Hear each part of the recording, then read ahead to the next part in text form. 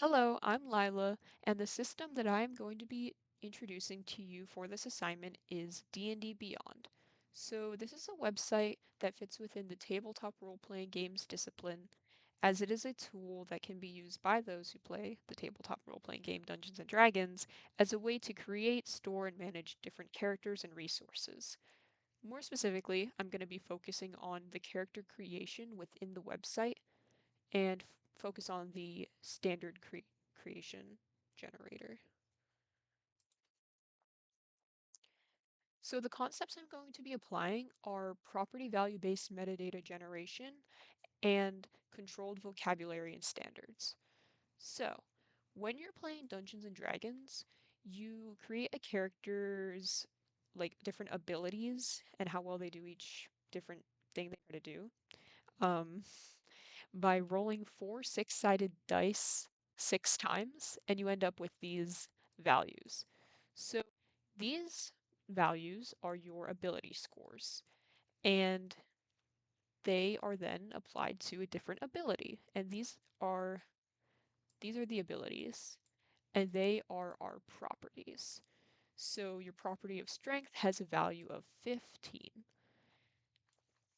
Now, in order to get your modifier from these numbers, you look at this sheet here and you can see 14 to 15 is a plus 2. So the automatic generator would then give you this when you mark 15 as strength. As you see, you can select each one here.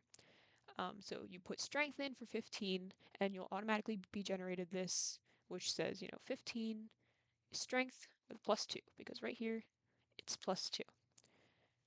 So you go through each one of these different properties and assign them to a different value, and you get this whole long thing that shows each one and the number that you get from it. So this is really nifty because when you're doing it physically with paper and pencil, it can take a while to, look at each one of these things, and you have to write down each one. It's not too hard, but this makes it a lot easier, which I kind of feel like this generation method is similar to the Dublin core generator, where you have just it shows where you put each thing and it automatically gives you the format that you need. So, as for controlled vocabulary, these terms, such as constitution, intelligence, the abilities, they each one of these six abilities covers essentially anything you could do in the entire game. So if you want to push something over, that would be a strength. If you want to, convince somebody to give you money, that would be charisma. And so each of these terms is a broader term for these more narrow skills. So a more specific skill within charisma would be deception. Now, in order to get the modifiers for each of these specific skills, you use these broad terms and they are your base for each of these modifiers. So for, strength, it shows what the broader term is for each one of these skills. So here for athletics, your base would be a 2, and then this one's proficient, so there's an extra bonus. But as you can see for intelligence, we have a plus 2, so intelligence covers arcana, so that is a plus 2.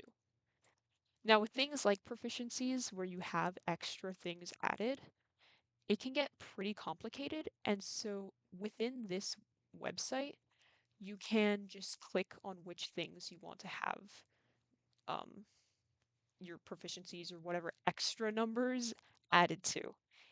It is definitely complicated when you first get into it, but this generator makes it so much easier than just trying to do it yourself.